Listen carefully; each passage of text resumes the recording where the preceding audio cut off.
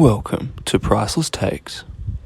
And we are live from the Gold Coast, Australia. Welcome back, everyone, to Priceless Takes, episode 34. I am your host, Luka Price, and today we are here with my ever-wonderful guests, Tyson McMullen and Reuben Lind. How you guys going today? Good, thanks. Yeah, pretty good. That is good to hear. Unfortunately, Oscar Hardcastle cannot be with us for today's episode, but the show will still go on, and we have plenty to talk about. The NBA Finals, we are right in the swing of things. Miami have upset the Denver Nuggets in Game 2 in Denver, taking Game 2 111 to 108. Nikola Jokic had a 40-point game for the Nuggets, while Bam Adebayo, Jimmy Butler, and Gabe Vincent all scored 20-plus points for the Heat. It was a very up-and-down game. The Denver Nuggets led as much as by 15 in the second quarter of this ball game, but the Miami Heat roared back in the fourth quarter on a 15-2 run to take the lead, and ultimately, this is what won them the game. Jamal Murray had a three-pointer at the buzzer to send the game into overtime, but he missed. This is the first time Miami have won a game in Denver since 2016, and what a game it was. Look, guys, I was surprised by how this outcome turned out. I did not think Miami had this in their locker, especially after losing game one in the way they did. But I'm going to get to you guys. Tyson, you had the Nuggets in this series. Reuben, you also had the Nuggets. So you two, I want to hear from you first. Tyson, I'll come to you. How surprised were you by this Game 2 outcome?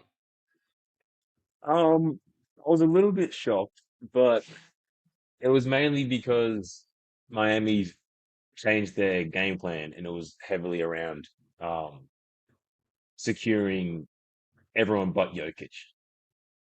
So they obviously took out Jamal Murray. He was shocking. First half, only put up 10 points for about up until like the third quarter or something. And everyone else, like Aaron Gordon, MPJ, they were quiet, and it was just mainly Jokic having to do it all, which is it contradicts Jokic's game style of passing first and getting the team involved. So when the team's out, he's got to do it himself, which he's not used to. So they had a bit of a shocking game, but it was still pretty close despite them playing horrible, you know? So I was a bit shocked, but I still think they can bounce back. Pretty fair. I was a bit shocked by how close the game was. Like the Miami Heat, they shot like 49% from three, yet it was still a 3-point game. And I just think that like ultimately the Heat won thanks to their role player Duncan Robinson. Like we saw in the fourth quarter, the Nuggets were up by like 8 points, and then within 2 minutes of the fourth quarter, Duncan Robinson scored 10 of those 13 points on a 13-2 run, which 13 points in 2 minutes is ridiculous. And I just think like with containing Jokic, he got a lot of points. And I think we saw he struggled with the assist and turnover ratio because he had 4 assists and 5 turnovers. But I think the ultimate problem with that was when you have Aaron Gordon in game one, getting 10 plus points in the first quarter, and then you had MBJ averaging 15 in the Lakers series, and Caldwell Pope averaging 15 in the Lakers series, and then all those players combined only got 23 points. I think, of course, you're going to struggle in that game. So I think when it comes to it, is that like Jokic needs to play well, yes, which he did. I think Jamal Murray was very average till the fourth quarter because he still had 18 points at 7 to 15, which isn't terrible. And he had some clutch buckets towards the end, which he did miss the last shot. But I think it's about those role players stepping up and making those shots that cost the Nuggets the game.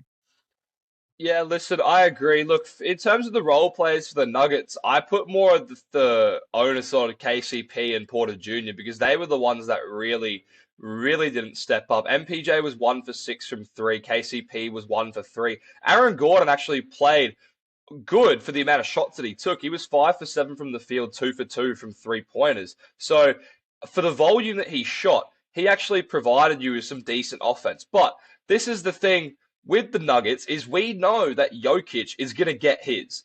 Whether it's a 35-point triple-double, a 27-point triple-double, or a 40-point 11-rebound game, we know that Jokic is going to give you his every single time he's out on the court. But it is what the other guys are going to do. And we know that Jamal Murray can sometimes have an off game. He averaged 32 points per game in the Western Conference Finals and shot the lights out. We've seen him have some down games. You're right, Reuben. He did come alive towards the end of this game. And we also do see this. He reminds me a lot of Jason Tatum in that regard, how he can just flip a switch and come alive.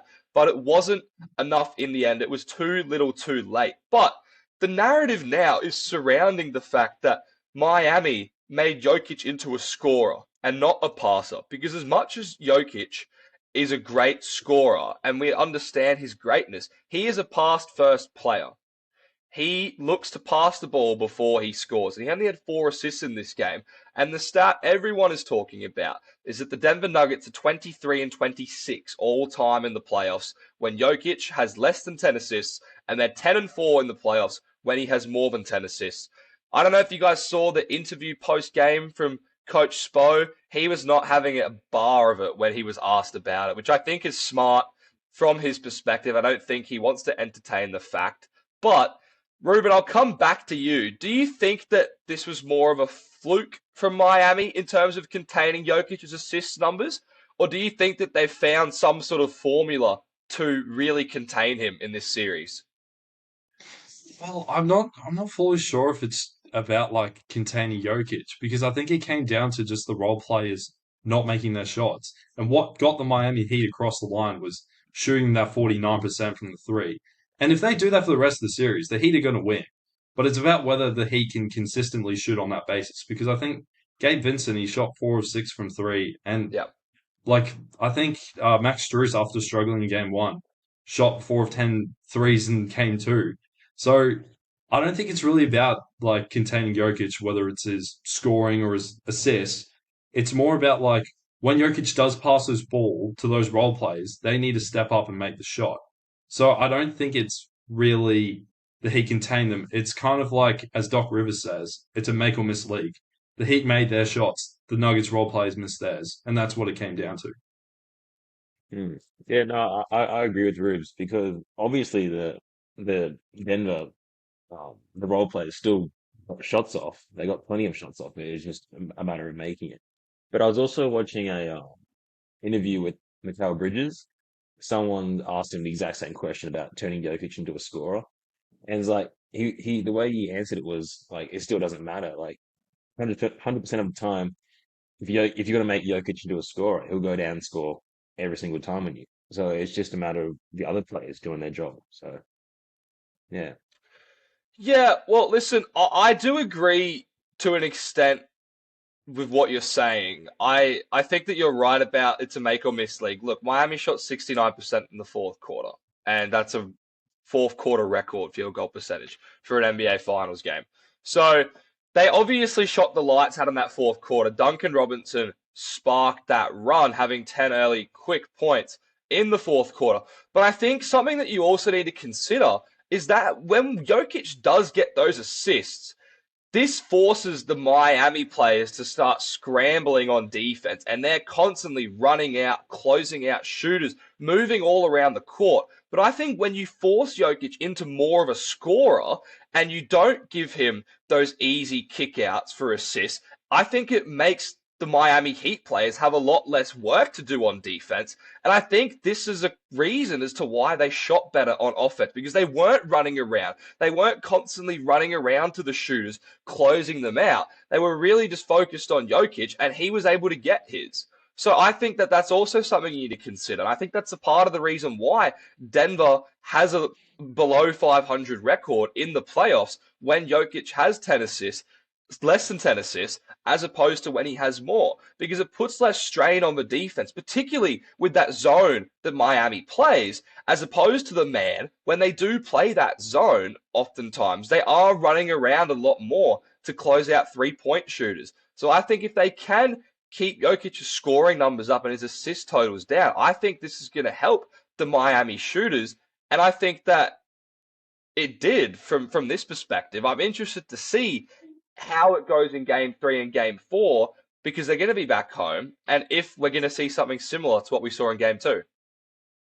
Hmm. Look, I think if game two was like a 10 or 15, it was like a convincing win, I would concede that this is the ultimate formula. But it was still only a 3-point game. So that's just why I don't think it comes down to just like full on containing Jokic. Yeah, well, that was all. Well, the Denver made a big run at the end. So look, Miami were up 12 with 3:39 to play. Denver had a 13-4 run to close the game. So, like, I think it just shows from both sides how close it is because we saw Miami get hot and then we saw Denver get hot. Both of these teams are capable of going absolutely nuclear. But the one thing I said in the NBA Finals preview is Miami knows how to execute in close games just like Denver did, and they can go toe to toe with them. This is something we didn't see the Lakers do. Denver kept on just absolutely whitewashing the Lakers in fourth quarters. But I think Miami has what it takes to contain. And we saw Jimmy Butler hit some big shots down the lane. Those 4 points in the end came from him. And that was the difference in the ball game, those shots. So I think that they're going to be close games. Most of these games are going to be close. I don't think we're going to see too many blowouts, especially if Miami wins. I think we're going to see a lot more close games that Miami wins and potential blowouts, not blowouts, but a wider margin of victory that Denver wins. So for me, it's really just, it comes down to the little things. And I believe that the little things, like keeping Jokic's assist numbers down, is going to make the difference. Because you can play Bam one-on-one with Jokic and he can get his, but it's the others that kill you, and it's the others that were killing everyone in the playoffs. You said it at the start of the show, Ruben. MPJ was averaging 15, KCP was in double figures, Aaron Gordon was in double figures, but we haven't seen that so far in this series. Yeah, and I also think like a big part of this Miami team is like Jimmy Butler can pop off. He popped off in the fourth quarter, but he wasn't necessarily efficient. I No. think a lot of it came down to like Gabe Vincent had a very good game. Duncan Robertson had a very good game. Strus was 4 of 10. Like that's very impressive, and Bam's still shooting at an efficient level. So, I mean, yeah, if these role players can step up, I think they will have a good chance. It's just whether they can do it on a consistent basis. Tyson, I'll give you the final word before we move on about how Miami managed to deal with Jokic in this game, if Yeah. you think it's good moving forward. Well, I think they've definitely figured out a weakness in in Denver's play style, evidently through like the record you said. Were they below 500 Yeah. when Jokic gets less than? Yeah. But also, I think what Miami are aiming to do is they have their like their role plays be consistent throughout the game, get them to do their job while Jimmy is still being Jimmy. But in the last quarter, that's when Jimmy really takes control, says, "Hey guys, thanks for doing your job. I'll take care of it now," which I think he obviously does in the fourth quarter. So yeah, they're really good at closing out the fourth quarters. So yeah, Yeah, well, look, the other thing we need to consider is Caleb Martin has 3 points in 2 games. Like, he killed the Boston Celtics in the Eastern Conference Finals, and he's been absolute no-show so far in the NBA Finals. So, there have been reports that he's dealing with sickness and other issues, but the fact that Caleb Martin, their second best player, some people even say their best player in the Eastern Conference Finals, he nearly swung the votes for the Larry O'Brien MVP. He hasn't even been playing well, been playing at all. And Tyler Hero's still not even playing. And the fact that Miami continues to have the next man up, the next man up, the next man up against a team that's been the 1 seed, that's probably been, in my opinion, the most consistent team in the NBA all year, throughout the regular season and the playoffs. They keep getting it done and they keep finding ways to win. And this is why I think Miami is going to win the title. Obviously, you two disagree with me. But I just think that they keep having the next man step up. And the fact we've already seen it once in the NBA Finals, I know we can see it again.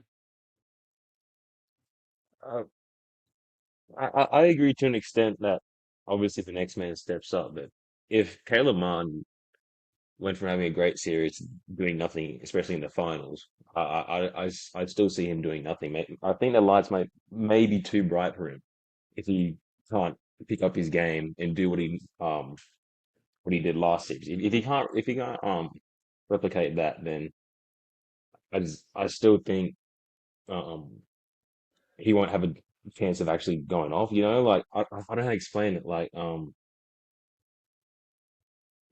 Uh, Like he's had two so, chances in games one and two, and he's been yeah, consistently bad. like he's The had finals is the chances biggest stage. to do his thing, but when one of the role players does their thing, like everyone else sort of just steps down. So like if one goes up, other one goes down. So like they have someone to back it up. But if Caleb Martin was to go off, then you wouldn't see like other players go off. You know what I'm saying? Sort of. Yeah, and that's my concern with Tyler Hero coming back is like, how is that going Yeah. to impact on Gabe Vincent's role and Caleb Munn's role? Because their production's going to be down, which means their impact on the Mm, overall game's going to be down because Tyler Hero is a ball dominant player. So how he's going to adapt to that yeah. Heat team is going to be interesting because how the Heat have been constructed as a team and mentally, I think it's been different from the playoffs to the regular season, which is how they've been able to make it so far.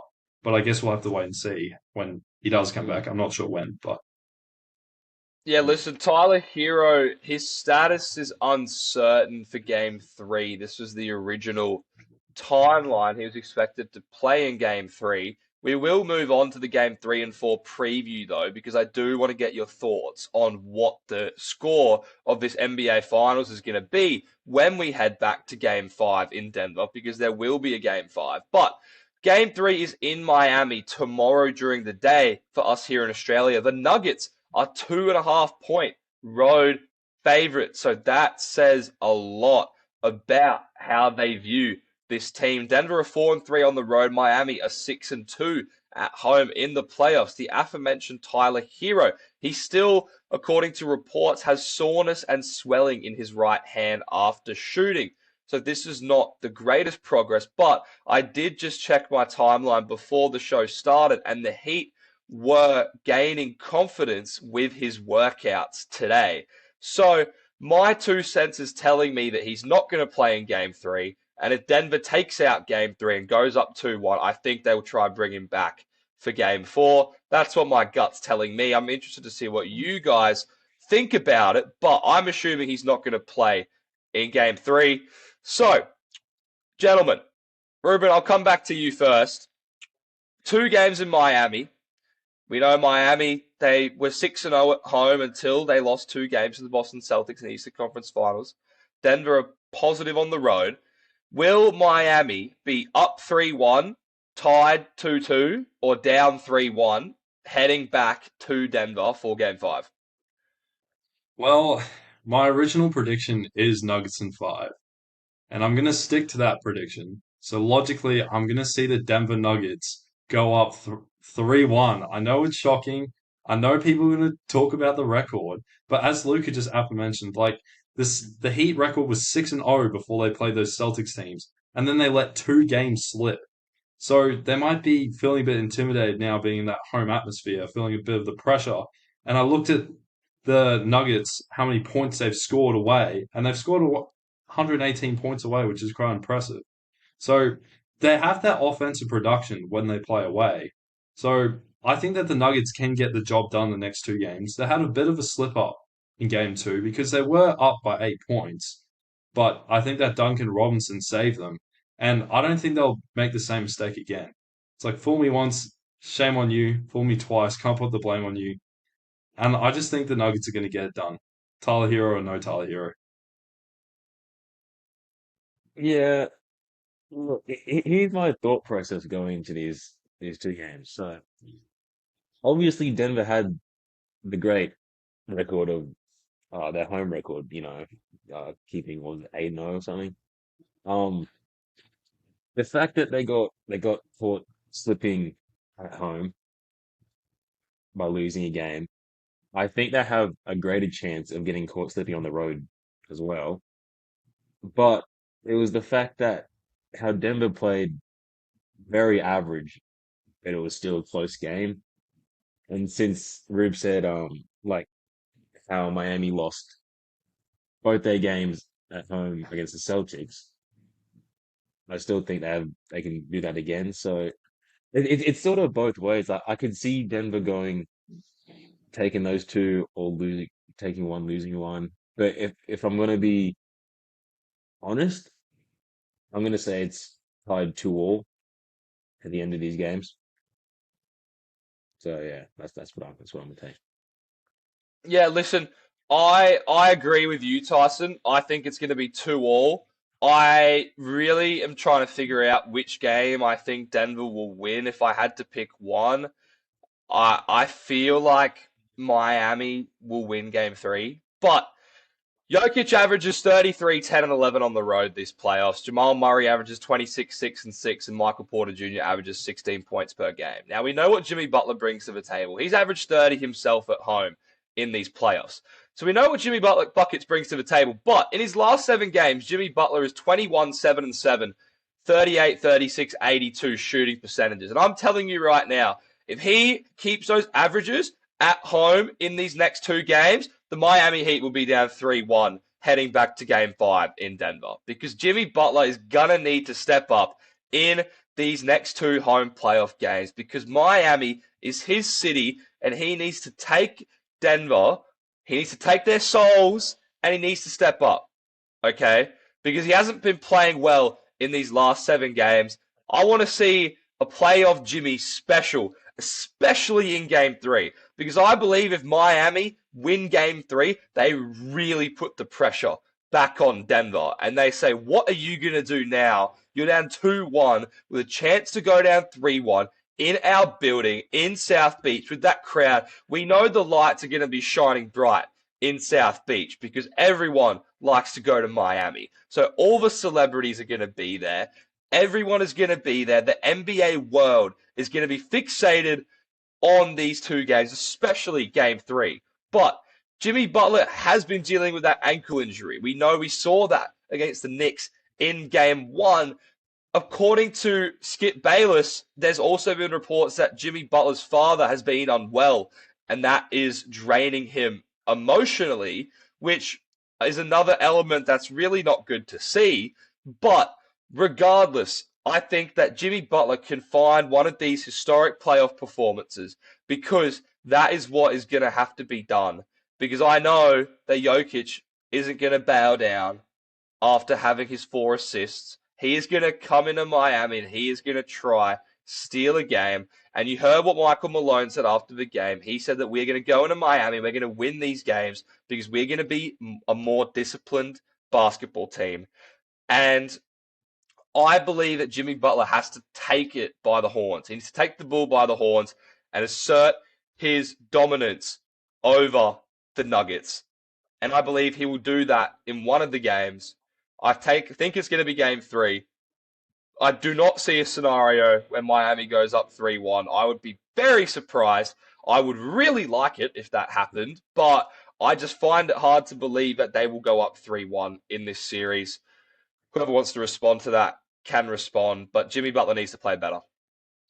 I think with the Nuggets, I also forgot to mention, I think in the second half, they got into foul trouble quite early in both quarters. And we saw in game 1, like the Especially Miami in Heat game had the 4. lowest free throw attempts in game 1, and then they were able to even them up. And I think a lot of it came to like early foul trouble, I think in the third and the fourth quarter. So I think if the Nuggets are to win the next 2, they have to avoid that. And I think why I also said Nuggets 3-1 is because I looked at the conference final series as well. Because I think, like, when they played, the Lakers had a very good home record in the playoffs. And a lot of people were rightfully skeptical about how the Nuggets were going to perform because they would have been 1-3. But they were able to take 2 games away from, I think, the second best team in the West. And I'm gonna stick with my point, and I'm gonna say I still think that if the Lakers played either the Heat or the Celtics, I think the Lakers would win both series. So I think for that reason as well is why I've got the Nuggets going up 3-1. The fact that they were able to do in Crypto Arena, which it's not easy to do. The Laker Nation is a big nation. A lot of people get behind it. So I think what they were able to do at the Laker crowd shows that they will definitely be up for South Beach. Mm. I agree with Rube. That's a very good take about the Lakers. But also, can we just reflect back on a few episodes ago about Luka before we before the series started, we had our takes on the first two games, and Luka said, quote unquote, put the house on it. Miami will be storming into game one Hey! and At just least, I wasn't put far the off house because on I it. knew they were going to win one of the games, all right. And you guys had Denver going up 2-0, so at least I had the courage of my convictions to put something out there. But I just think that's just bad advertisement, Luka. Put the house on it. Could have people in financial trouble. No, Making but Kendrick Perkins look like Albert Einstein.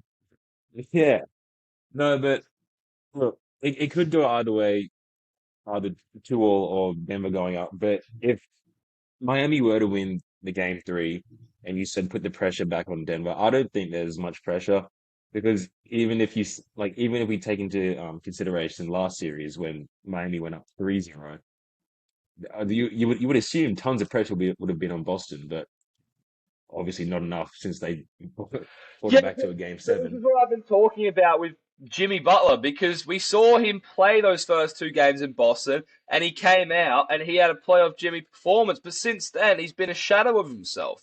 And that's why Well, I well, think well, that's what I'm well, saying. maybe that's what happens then when he goes back. Maybe that's what happens. Is that a weakness in Miami where Jimmy just can't produce?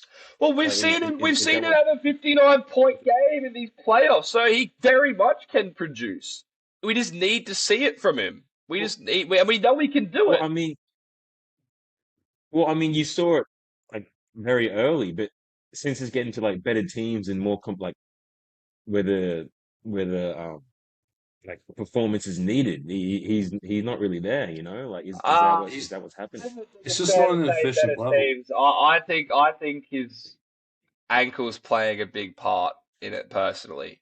We saw Jason Tatum was an absolute no-show when he hurt his ankle in Game 7. That was one game. Jimmy Butler's been playing for two whole series with an ankle injury. Well, I mean, as you guys said before, if you're on the court, you should be good to play. I know. Look, they've still been winning. Okay, so while he hasn't been playing his best basketball, they've still been winning. But I believe that he needs to start playing his best basketball if they want to win. Now, Ruben, you've already talked about Game 3. Denver's going to win. Tyson, I want to hear from you. Who's going to win Game 3, Denver or Miami? What are you thinking? I'll take Denver. You take Denver? All right. Well, two Denvers. I'm going to take Miami again. I'm going to keep riding with them because Clip it. Oscar, I think, will agree with me if he was on the show. But I believe Miami's going to take out Game 3, and they need to put some pressure on the Nuggets because the Nuggets haven't felt much pressure in these playoffs. Like, let's be real. They pretty much just cruised through these whole playoffs. They haven't felt any pressure. Oh, I mean, they played against really good teams. Yeah, I'd say the I'd say most I'd say the pressure is Lakers the were a good conference team. I finals. think the rest of them were Yeah. frauds, especially Phoenix. I mean, everyone called Phoenix a super team. No, that's not true. You guys call Phoenix a super team. I knew they were going to be frauds.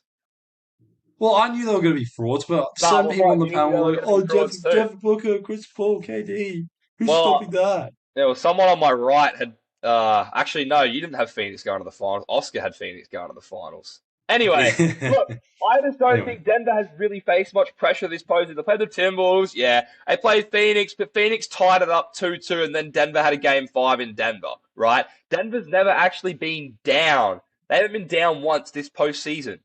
They have not trailed in a series this postseason. So we don't know what that would do if they did. And I think if they went down 2-1 and the next game was on the road, I just think that they're really going to put the pressure on them because they haven't felt that type of pressure this postseason. And I really want to see it happen.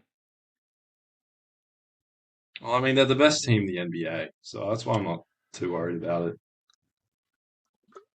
Look, I think they handle it pretty well. Look, we'll see. We are going to move on because we do have some trade rumors to talk about, and these are certainly not the trade rumors I was expecting to be hearing. But according to reports from Shams, they have suggested that Kyrie Irving is trying to recruit LeBron James to the Dallas Mavericks, which would be a very interesting signing. I don't know how that would even work. Kyrie Irving's currently a free agent and seeking a 5-year, $249 million max contract. LeBron has 2 years left on his deal right now. Dallas acquired Irving at the January trade deadline and went 5-11 with him and co-star Luka Doncic and missed the NBA playoffs. Now, the other reports are suggesting that the Lakers will only listen to the Mavericks if Doncic is included in the trade package. But Tyson, you are the resident Lakers fan. Two-part question. Should LeBron want out of LA? And do you think Dallas would be a better fit with Kyrie than the Lakers would be right now? Answering your first question, why would LeBron want to leave LA? Any superstar in that position, why would you want to leave LA? Like genuinely, especially that team. You just made it to the conference finals with a team that just got assembled within what 2 months or something. You got plenty to look forward to, and you want to go to a team, the Mavericks, who didn't even make the playoffs and have no pieces beside their two superstars. It just seems Mavericks, in my opinion, is like a very selfish team. I don't know how to explain it. They're not that good. Only thing good about Texas is The taxes. no tax. Yeah. Yeah. Yeah. That's the only thing good about it. And if you're LeBron, if you'd go, are we assuming LeBron going there without getting Doncic back? No, there's no. I don't think there's any scenario LeBron would go to the Mavericks if Okay. Doncic was there. Yeah. No. Even then, I don't think the Mavericks would even do that. LeBron for Doncic. I just don't think that's very good, especially considering LeBron at this age, you know. No. But yeah, I just think I think just Kyrie's running his But mouth. from a basketball perspective, do you think a Kyrie LeBron duo would be better than the LeBron AD duo they have in LA right now? I wouldn't say. I don't think so, if I'm being honest. Because if LeBron's going over there, there's still no pieces around him, you know. And that Cavaliers team they had shooters there, they had big men Kevin Love, Tristan Thompson. It was just they had a well-rounded team that could do everything. And as where if you take LeBron over now, what do you got? Maxi Kleber? Is that it? Tim Hardaway Jr. off the bench. It's not really like a full team. They don't really have people, you know. Yeah. So Luka, yeah. can you remind me of the questions again? Should LeBron want out of LA, and would Dallas be a better fit basketball-wise than the Lakers? No, I don't know why. I agree with Tyson. I don't know why LeBron would want out of LA. Like, the Mavericks are a complete mess at the moment. Like, they were, before they traded Kyrie, like, the Mavericks made the conference finals last season, and they were like the 4 or 5 seed before they even traded for Kyrie. Like, I don't know what they were expecting to happen. Like, when they traded for Kyrie, they got rid of one of their main defenders, Finney Smith. I know he's not a brilliant player, but he did provide some of that perimeter defense. And it's been evident that they have been lacking on the defensive end because, yeah, Kyrie and Luka can combine for any given night give you 60 or 70 points. But it's about the defensive end. Like, Luka doesn't really play defense and Kyrie doesn't play defense. And I think that's why they ended 5-11 in those 16 games they did play together and they were the 11th seed. And now, like, Kyrie's a free agent, so it's like the Mavericks are kind of forced to sign and trade or give him the money. Otherwise, the Mavericks could be in big trouble. Um, I think, look, I just don't see why LeBron, like, what's the appeal of going to Dallas, as Tyson said? I don't understand it. Yeah, look, you have the glitz and the glamour in LA. Dallas, I mean, I've been to both places, and if I'd rather live in one, I'd definitely rather live in LA. But personally, the Mavericks know they're screwed. They are in such a horrible position right now, and I first guessed that this trade would not work out. And it's not going to work out because they just don't match up mesh basketball wise, Doncic and Kyrie Irving. But on a bigger picture, I think that a lot of this is media manipulation from Kyrie Irving because I think he's really trying to get more money for himself. He's trying to add value by saying, look, I could potentially recruit LeBron James to come play for the Mavericks. So I am a more important player to your franchise because of the value I add outside of basketball. And I think this is why it's been leaked. Because I know LeBron James isn't leaking this. Because why? Why would Rich Paul decide to leak this information? It just makes absolutely no sense. So it's clearly come out of the Kyrie Irving camp. And I think that LeBron, if it could work, would try get Kyrie to come to LA, and he would be open to that. But I don't see any scenario in which LeBron goes to the Mavericks unless there's some internal disruptions with the Lakers, which I don't think there is because LeBron's got everything he wants in LA. And you talk about the co-stars. Look, they have good pieces around them. They have a Hachimura. They have a Reeves. They have AD, who I think LeBron and AD, especially in LeBron's older age, is a better duo than LeBron and Kyrie because Kyrie's not the healthiest player, and we know AD isn't, but Kyrie has had so many injury struggles. So I don't think it's going to work. I think Kyrie's trying to get more money, and that's really all I think it is. I think it's more just pie in the sky, and the fact that whenever ever time someone mentions LeBron James, it's going to cause a stir in the media, and people like us are going to talk about it because that's what LeBron James does to the NBA world. Anytime he gets mentioned, he gets talked about. And I think Kyrie and his camp was very deliberate with this for his own personal gain.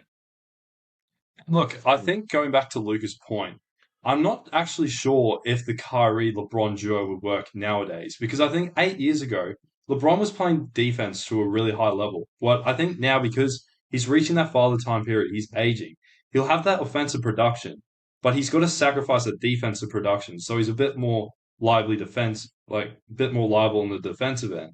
And Kyrie doesn't really play defense. And I think with Kyrie's value, he hasn't done anything since he's won that championship in 2016. Like, you look, he went to the Celtics, didn't work out well there. They didn't get a championship. And then he went to form that big three with the Nets. And then they had all those scandals. And the furthest they made was the second round.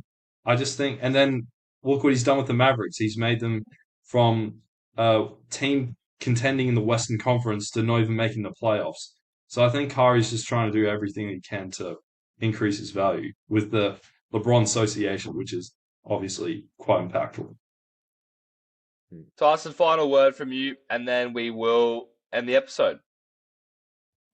I just think of it as like what LeBron and AD is now is what Kyrie and LeBron was back then. Like Kyrie was throwing the lobs to LeBron. LeBron was like a defensive threat, but now LeBron's throwing the lobs to AD. AD's the defensive threat. Like I just don't see why you want to go back in time because the dynamics just won't work anymore. LeBron's he's now just turned into what he always is, the pass first playmaker. So yeah. Yeah, listen, it'll certainly be interesting to see how this narrative unfolds and what Dallas do because I think that internally they are reeling right now in what they're going to do with Kyrie because they gave up a lot of assets to get him and they haven't reaped the rewards. Obviously, 16 games is a small sample size, but I think that even in a larger sample size, I think we would see similar results unless they can get some more talent in Dallas. But that is all, everyone, for Priceless Takes episode 34. To my always lovely guests, Tyson and Reuben, thank you for joining me today. Thank you, Luca. Thank you for You. having us on. Make sure to keep following us on social media. We have Instagram, TikTok, and YouTube, always posting daily, commenting, always engaging. Make sure to go give us a follow at Priceless Takes for all of those. Thank you, everyone, for listening to episode 34 of Priceless Takes. I am your host, Luca Price, and we will see you next time.